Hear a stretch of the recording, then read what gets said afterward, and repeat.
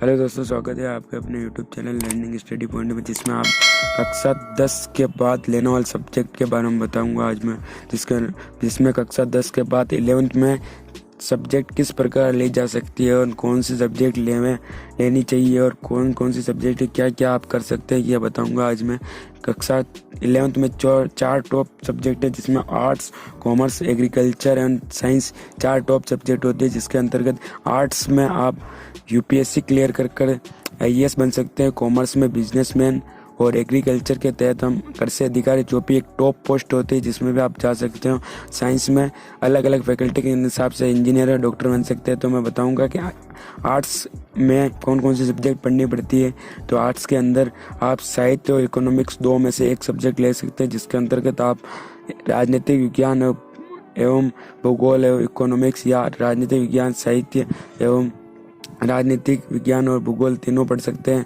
इसमें आप आर्ट्स के अंतर्गत आप आईएएस क्लियर कर यूपीएससी परीक्षा देकर, यूपीएससी के तहत आप सीडीएस एग्ज़ाम देकर, प्री क्लियर कर, मेंस क्लियर करने के बाद, इंटरव्यू के बाद आप यूपीएससी क्लियर हो जाएगी, जिसके बाद आप आईएएस बन सकते हैं। कॉमर्स में बिजनेस स्टडी कर सकते हैं, जिससे आप बिजनेसमैन बन सकते हैं। एग्रीकल्चर में एग्रीकल्चर स्टडी करने के बाद आप कृषि अधिकारी या सचिव जैसे पटवारी जैसे पोस्ट पर आप जा सकते हैं। ये भी एक बहुत बड़ी पोस्ट होती है। साइंस में बायोलॉजी जैसे सब्जेक्ट लेकर बायोलॉजी के तहत आप डॉक्टर बन सकते हैं। डॉक्टर के लिए आपको एमबीबीएस करना पड़ेगा। एमबीबीएस में आप नीट की परीक्षा देकर या नीट एग्ज़ाम क्लियर करके आप टॉप रैंक में आकर डॉक्टर जैसे कि स्पेशलिस्ट बन सकते हैं, जैसे कि न्यूरोलॉजिस्ट है, न्यूरोलॉजिस्ट है, हड्डी के डॉक्टर है। जैसे कि आप चाहे जैसे भी अपने फैकल्टी के हिसाब से बढ़िया टॉप रैंक में आकर आप फ्री एमबीबीएस कर सकते हैं। साइंस में मैथ के अंतर्गत आप इंजीनियर बन सकते हैं, जिसमें बड़ी बड़ी फैक्ट्रियों में बड़े बड़े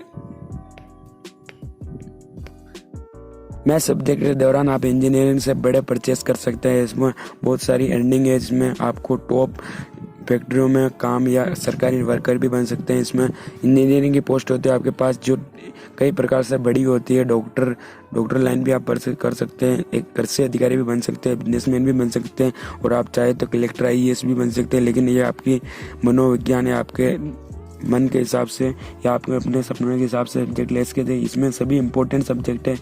ये नहीं कि आर्ट्स छोटा होता है, साइंस बड़ा होता है। इसमें आप अपने हिसाब से सब्जेक्ट लेकर बहुत इंपॉर्टेंट रूप से आप अपना लक्ष्य बनाकर इनमें से कोई भी सब्जेक्ट के दौरान अपना मन लगाकर पढ़कर आप अपना स्टडी या ड्रीम पूरा कर सकते हैं।